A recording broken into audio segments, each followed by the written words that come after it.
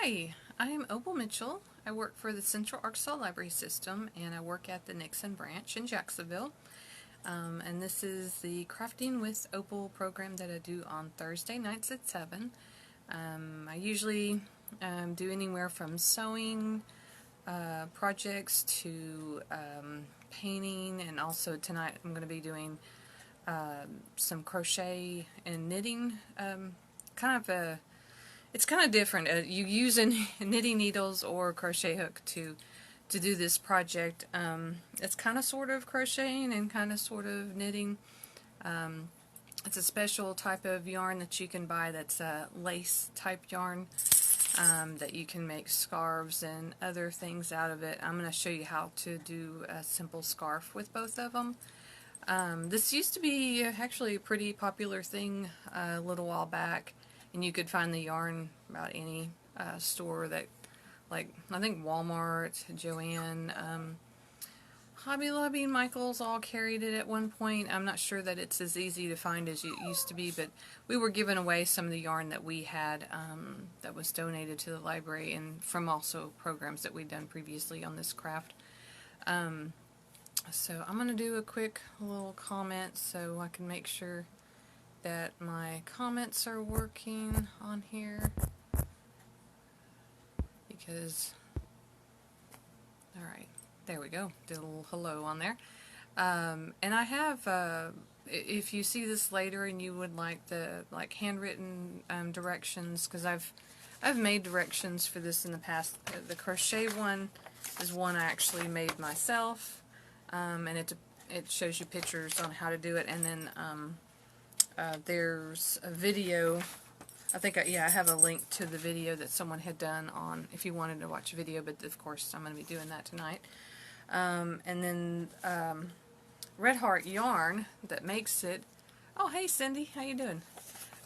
Red Heart Yarn, they have their own tutorial on how to do the knitted version. So they've got directions on how to do it.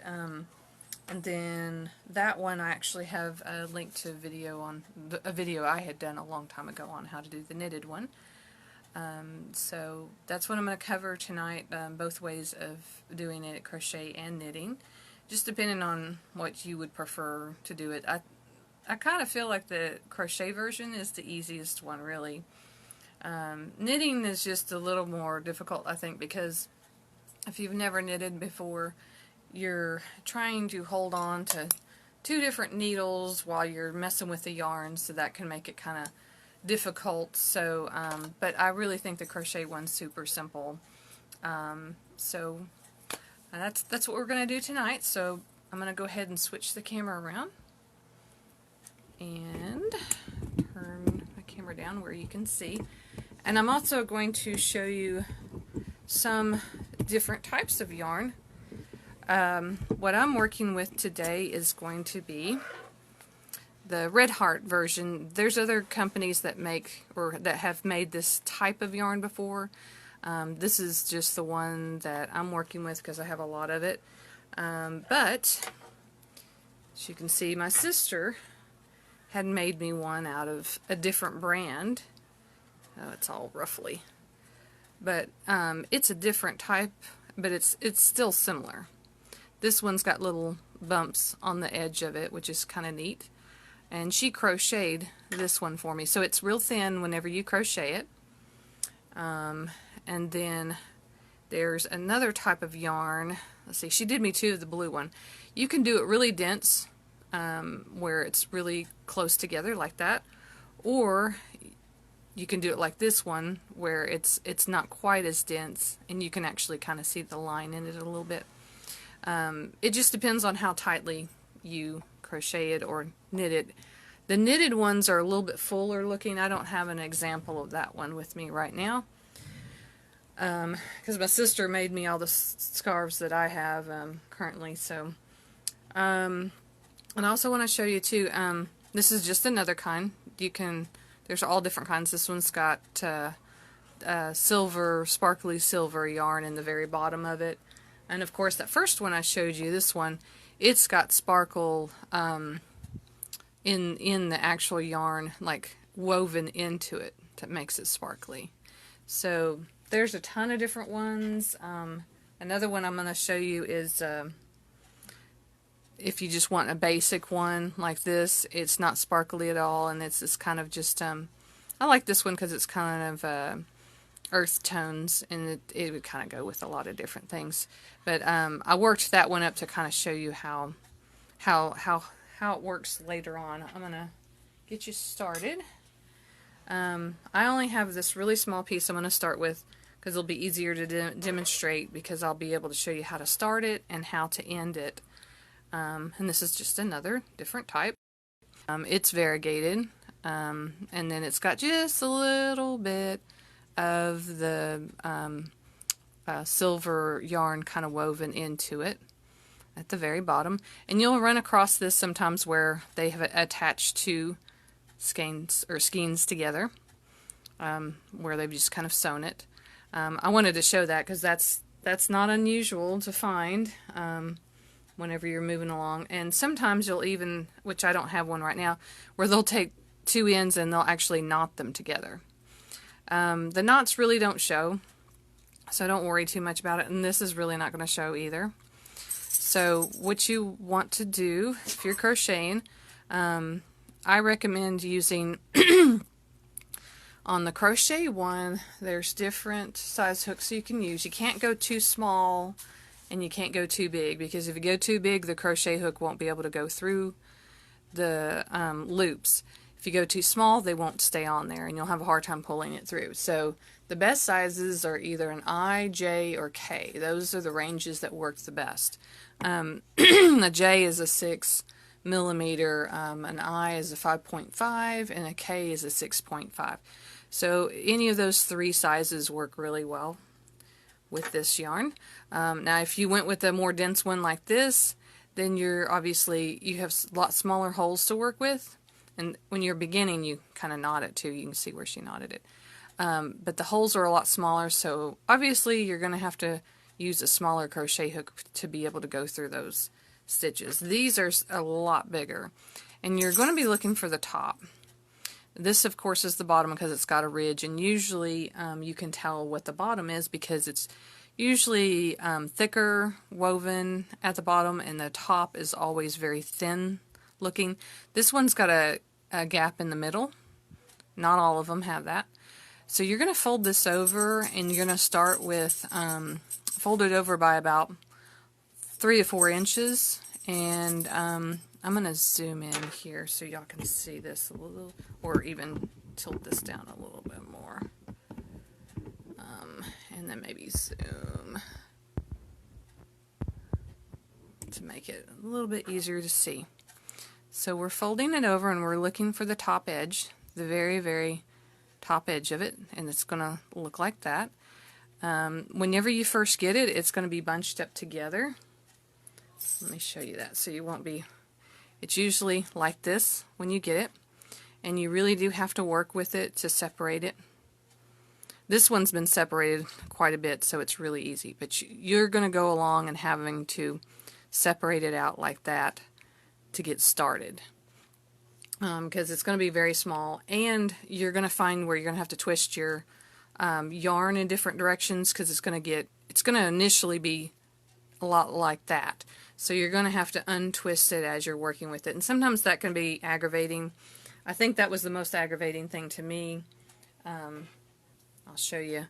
This one has not been undone too much. I had started on it, but see, it's quite twisted, so you're going to be turning your work a lot as you're going to make it easier on yourself. So that slows you down. Otherwise, it's pretty quick to do if you didn't have to do that.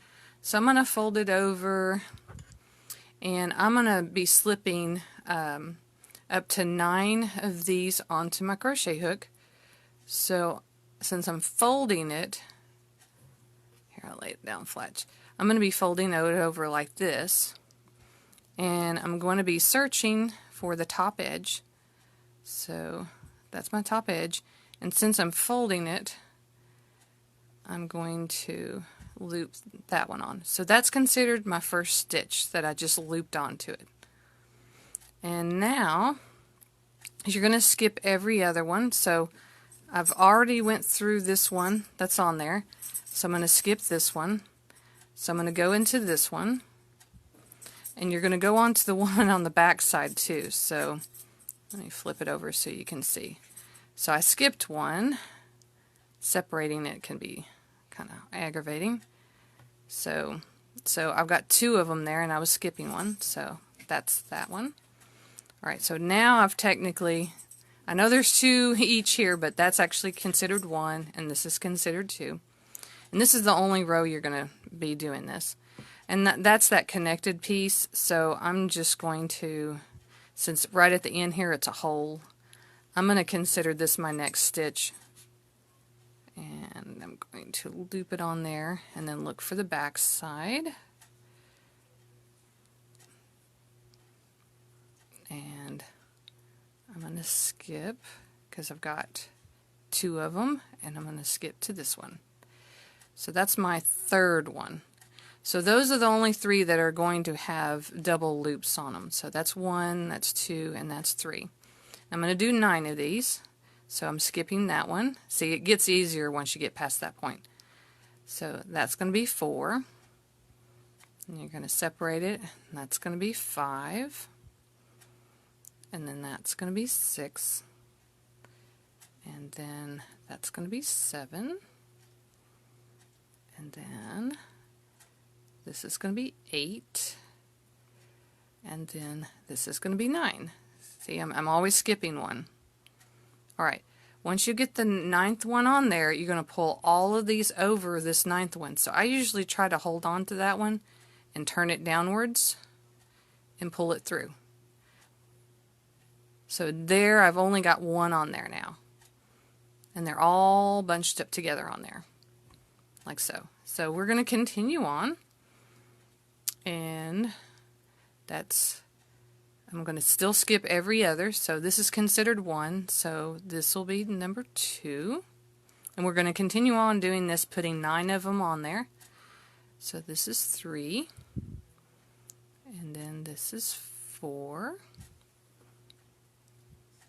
and then this is 5.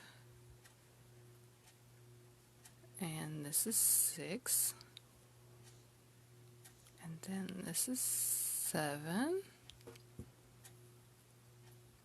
and this is 8. Alright, so now I'm getting to my 9th one. You're always trying to separate everything. So this is number 9. Okay, so this is the one I'm going to keep on there. I'm twisting and pulling it under, which sometimes that can be difficult. Alright, so now I pulled them all onto that one.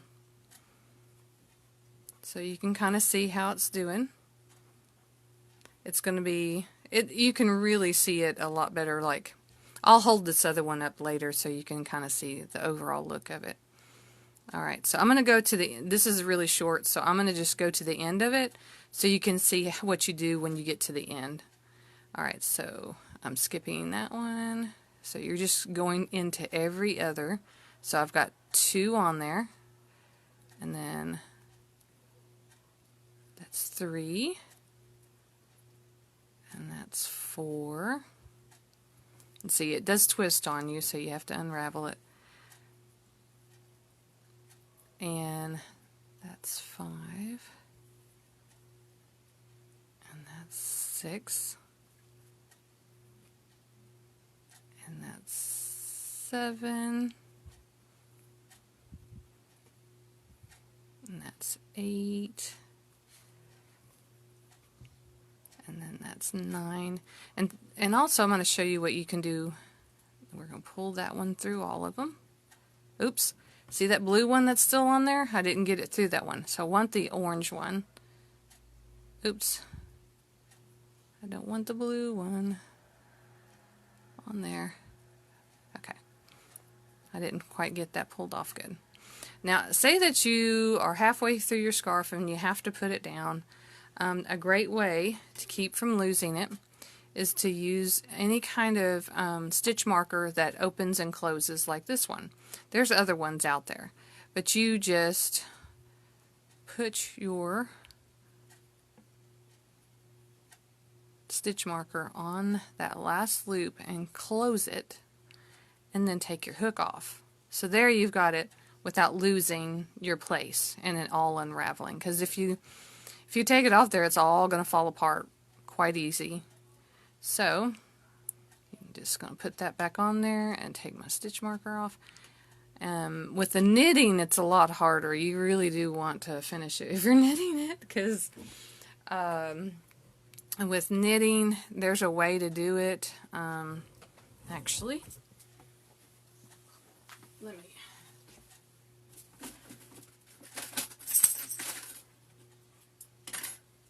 There is a way to hold your stitches with a knitting one. Because knitting, you're going to have a whole lot more stitches to hold on to. This is like a gigantic safety pin, is what it looks like. But these are stitch markers that you can buy for knitting, and you can put all of your stitches along it and then close it up. So this would be a great one for keeping your stitches for your knitting project. And they have different sizes on that one. Okay, so let me finish this so I can show you what to do when you get to the end. So I've got one on there, and so I'm skipping every other one, so that's 2, and then that's 3,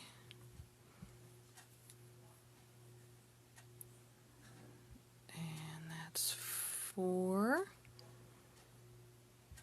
and then that one's 5. And that one's 6, and that's 7, and then this one's 8, and then 9.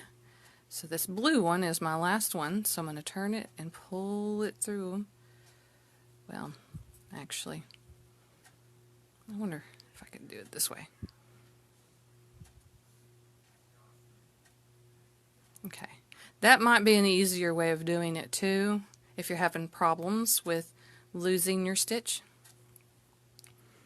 So, alright, so I'm almost to the end. Alright, so I'm going to still skip every other one. So that's 2, 3, 4, 5, 6, 7, 8, and then 9. There's the green one. And I think that other way worked a lot better. You just have to be really, really careful that this doesn't fall off. So you need to, if you can grab them all together and then pull them off the top, that seems to work pretty good, if you can see that. Alright, and then we'll do a few more and we'll be at the end.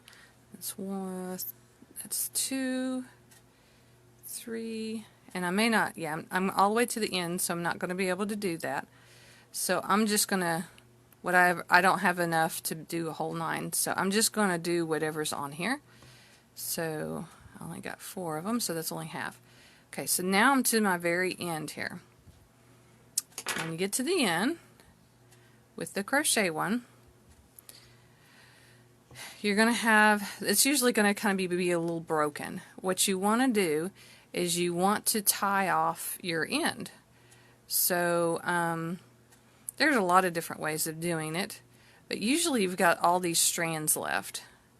So I usually just feed it through the little circle there and then get enough in there where I can have 2 that I can tie together, and then I'll just tie it like that to tie it off, and I'll usually tie it a couple of different times to make sure. So I'll tie it and then tie it again to make sure that it's not going to fall apart. Now if you have a sewing machine, I've also taken this and ran it over, or had the sewing machine sew over the knot a few times just to keep it in one piece so it wouldn't come apart. So you could do that too. I'm just going to tear it apart because I'm now going to show you how to do the knitted version. of this, because that was the crocheted one. So let's pull that apart. It's pretty simple. Let me show you, before I move on to the knitting one, I'm going to show you the scarf that my sister made a little bit better, so you can get an idea of how it falls. Actually, I'm going to reverse the camera on me where you can see it a little bit better. Oh, I have a puppy dog behind me, almost ran over. Why'd you put your bed right behind me, girl? Okay, so this is how it falls, so you can get an idea. So it's a little bit thinner whenever you crochet it, but a lot of times with the crocheted one, what you can do is you can double it up and then wrap it around, and then you've got like a hole, and you can stuff it through the hole like so, the other end of it, and it ends up being quite roughly like so, and it's pretty cute, and it's warm too. So that's how they end up being. This one's of course quite a bit different than the yarn that we're using, but it looks pretty similar. And the same way with the, I'll show you the other one. You can do the same thing with this one. You can always double it up and wear it like that too. So, and they are really quite warm. I guess this is the wrong time of the year to wear something like that, but you could start making Christmas presents, I guess, if you wanted to. Alright, so I'm going to switch the camera so we can do the knitted version. Okay, so I'm going to be using this needle, and the knitted version is quite a bit like the crochet one in the way that it starts and it ends. You're still going to fold it over about 4 inches or so whenever you're getting started. Oops, I'm trying to get closer to here. Let me move the whole camera forward here. And trying to adjust this better. Okay. Push all of that out of the way. Alright, so you're doing the same thing. You're folding it over, and you're going to be putting the stitches onto the knitting needle, kind of similar to how you did the crochet one. You're going to be looking at the top edge, and with this one, with the knitted ones, depending on how wide you want your scarf to be, depends on how many stitches that you're going to put onto your knitting needle. With this one, you can cast on 6 stitches for a longer scarf that's not quite real full, or if you want a shorter scarf that's a little bit fuller, you can put 10 stitches on there. So, and you're going to be skipping like you did with the crochet one, where you get one of the loops from here, and then directly behind it you're going to catch the other one. That's your first stitch. Alright, and it's just folded here, and so every other loop is what we're going to be putting onto the knitting needle here. So this is my next one, and you're coming from the front, and you're also going to have to look on the back side too. So I'm skipping and putting it on that way. This one's going to be a little more difficult. That's my first one. This is my second one. And then we're going to be looking on here again. So I'm skipping one, and it's coming from the front. You'll be able to see it better once this piece gets out of the way. And then you're looking on the back piece for the second one. Alright, so now that's the first 3. So that's 1, 2, 3. We're going to do 6 of them with this. So now, got a little fuzzy there. We're inserting it from the front to the back there. So that's number 4. And then that's my next one, that's 5. And then we're skipping that one, and that's 6. So that's how you cast on your stitches on the knitting needle. So I got 1, 2, 3, 4, 5, 6. So I've got 6. Now you turn it around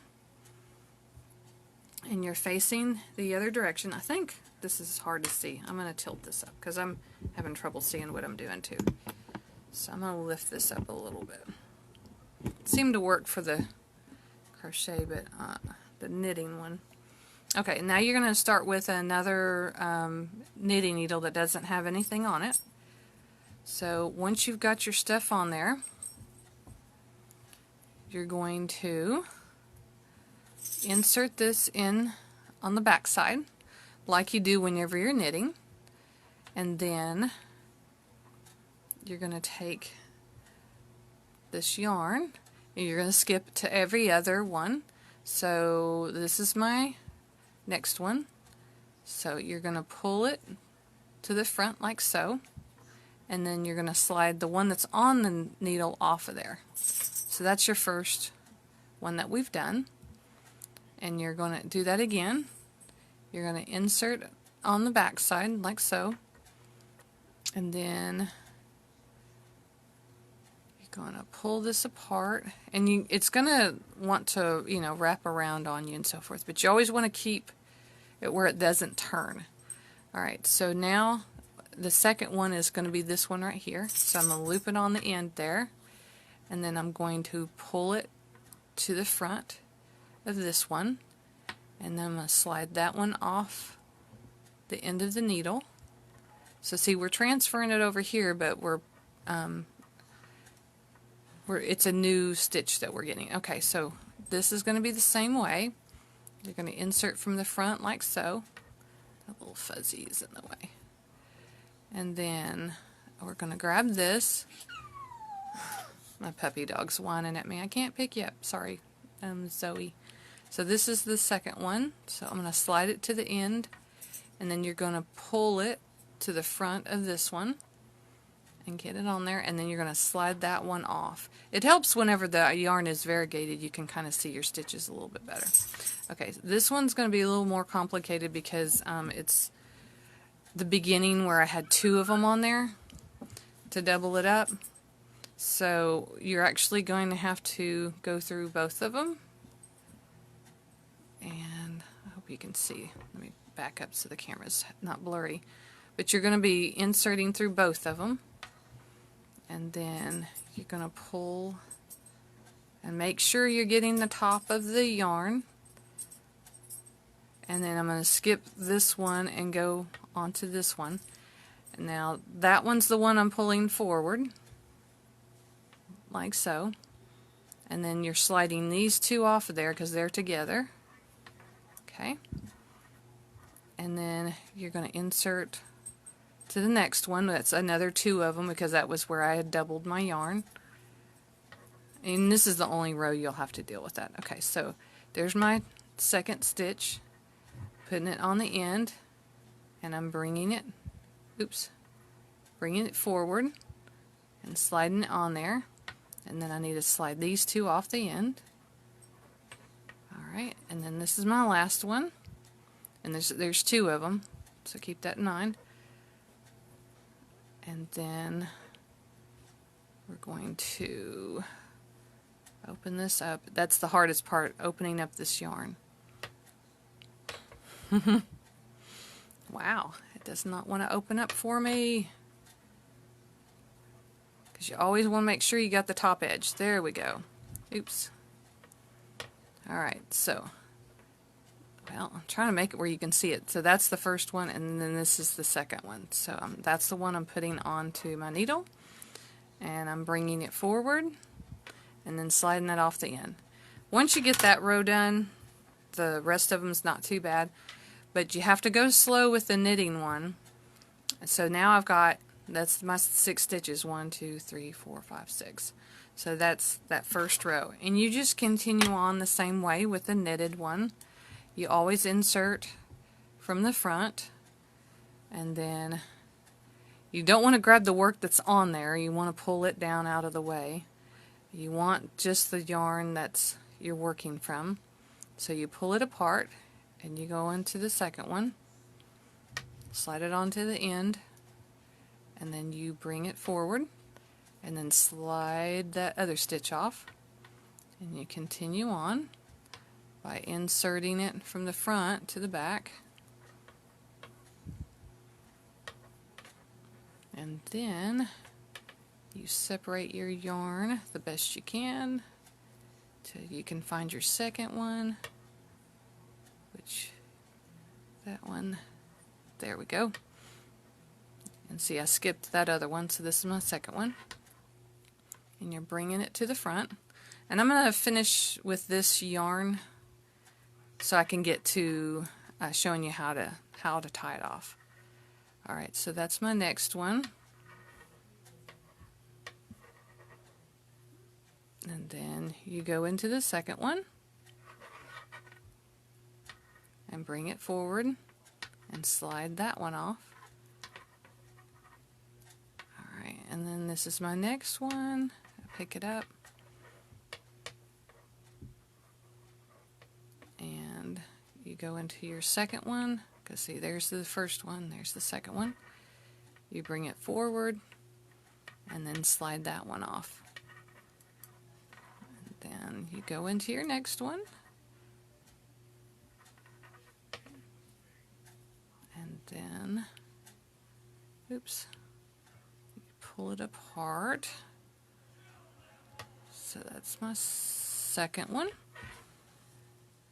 Pull it forward, slide it off, and then there's my last one on that row. And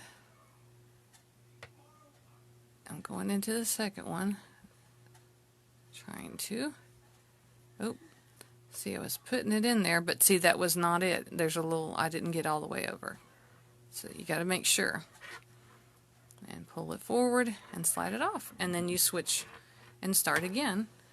I wonder if anyone has any questions, because my comments are not really, nothing's really happening. So let me just say hi again.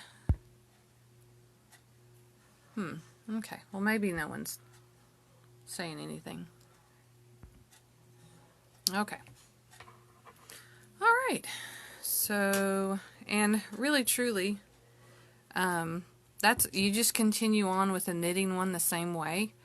When you get to the very end with a knitted one, what you want to do, which I think y'all feel fairly comfortable about how to do this, I think, and if you don't, be sure to tell me. When you get to the end of for the knitting one, you want to make sure you leave a bit of a tail, at least about, I would say about that much, because I guess it'd be easier to show you guys, oops, how to do that, because you kind of have to weave it in. Yeah, I better show you guys how to do that, because it is, it's, if you don't know how to cast off, then it'll be kind of hard to do. I guess I don't have to get to the very end to show you that, but you will need to leave a longer tail there. I'm going to pretend I'm at the end and that I only have a little bit left. And what you do to cast off is, the first one you're going to just do a stitch like you have been. And you're going to separate your yarn until you find your second one. Going to put it on there. And then the first one you're going to do the same, like normal. You're going to just knit it over. Okay. And slide that one off. Then the next one, you're going to do another knit stitch, but then we're going to do something different. Let's see, find my second one. Come on, yarn. It's kind of fun sometimes trying to get this to separate. Okay, so, alright, so now I've knitted my second stitch. Okay, so when I've got two over here, I'm going to take the first stitch and bring it over that second stitch. And you can kind of use your knitting needle to help you with that. by grabbing a hold of it and pulling it over like that. Alright, so we're down to 1 there. So now we're going to do this again. We're going to the next stitch. And if you know how to knit, you'll understand this is exactly what you do whenever you're knitting. Okay, so we're going to go and knit 1 more stitch. I'm going to put that over it, bring it forward, and then slide this one off. Okay, now I got 2 over here again. So I'm going to take the back stitch and bring it over the front stitch and then let it go. So now I only have 1 again over here. So now we're getting rid of stitches. Alright, so you're going to knit this one too. And you bring it forward and slide it off. And then we're going to bring this one over this stitch and loosen up like that. Okay, and so we'll go on to the next one.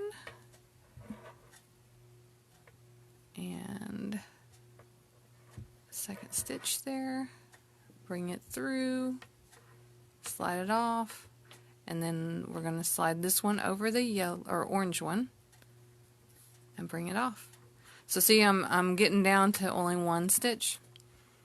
So this is the last one on this side, and we're pretending we got to the end of the yarn. Okay, so even though I didn't. And you bring that one forward, and then that's the last one on that needle.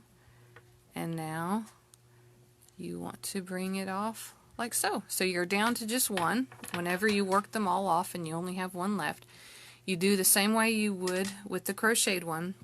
If I was at the very end here of my yarn, if not, you could cut it off. This is what the end of this one looks like. And you would, what you do is you would take that piece of yarn and take it through the hole there, and I usually just tie it off like so.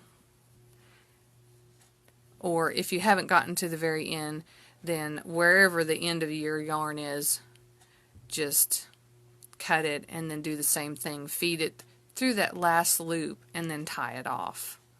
And I would tie it off not just once, but I would tie it off twice to make sure that it's nice and tight. And if you have, like I said with the crochet one, if you have a sewing machine and you want to take those 2 pieces, you could either hand sew over it or use your sewing machine to sew over that to hold it where it won't come apart. That'll work too. And I think that's really about it with this. I'm going to undo that because, well, actually I don't really have to. This is just a piece that was unfinished. Alright, and for next week, that's it for this week. I'm trying to think, and what else I could tell you all about. I think this would be, if anyone had any questions, I'm sure they would have asked the questions already. I hope that my comments weren't messing up on this one where I can't see it again, because I'm getting no comments, so I'm wondering if that's the case on this. And I'm going to show you guys real quick what I'm going to be doing next week. I've got, it's going to be a sewing one, and we're going to be doing a fabric tortilla warmer, and that's just kind of a picture of the pattern that we're going to be doing, and it's something that you can use to warm up your tortilla shells in the microwave. And let me get my little puppy dog. She wants to be on camera again. Don't ya? You've been fussing and fussing at me, haven't you, Zoe? Yes, you have. Gotta check out all my stuff, don't you? And, oh yeah, there was one other thing I forgot to mention. Something that some people did with that yarn to make it easier to work with. They would take a toilet paper roll and unroll it, the yarn, and then actually roll it around the toilet paper roll to make it easier to work with. You're helping Zoe, aren't you? Yeah, you're helping. And some people find that a lot easier. You have to unravel your entire thing of yarn in order to do that, but that could be handy, because this is kind of what it looks like whenever you get it. So that's a lot more work to have to do that, but if you want to, you know, that could be handy. Alrighty, so I'm going to switch back around to me. Hello. And then Zoe, you don't want the light in your eyes there. There we go. So that's it for this week. This was we finished in 40 minutes. Yeah, even showing you how to do the knitting and the crochet one. I hope you enjoyed it. Like I said, I'm going to be doing the sewing one next week, which is the fabric tortilla warmer for your tortilla shells. And then after that one, let me show you what we got here. It's kind of like a recycling type thing where you can take your old blue jeans and make a little dog bone out of your old blue jeans. And I've got little squeakers that you can put inside of it for your dogs to like. I'll try to get one of those made and have it to show the next week whenever we're doing the tortilla one, so you can see what it looks like. I know my dogs will enjoy it because Lucy, my other dog, not Zoe, the one that was on camera, she really loves the toys that have squeakers in it. And you can actually buy those squeakers online. I didn't know that. I found some, which is kind of nice because some of my dogs kill their squeakers in their toys pretty quickly. So I might replace some of theirs with a new squeaker. Okay, well that's it. I'll see you next week. And tomorrow I'll be doing a Crafting with Opal program at 10 o'clock.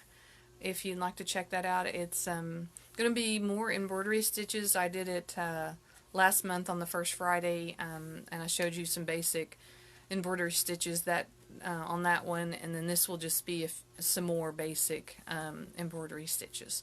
And next month after this, in September, Megan, one of the other girls that works with me, she's actually practicing to show y'all how to do some needle felting on the first Friday in September. So if you're interested in needle felting, stay tuned for that in September. Alright, bye-bye.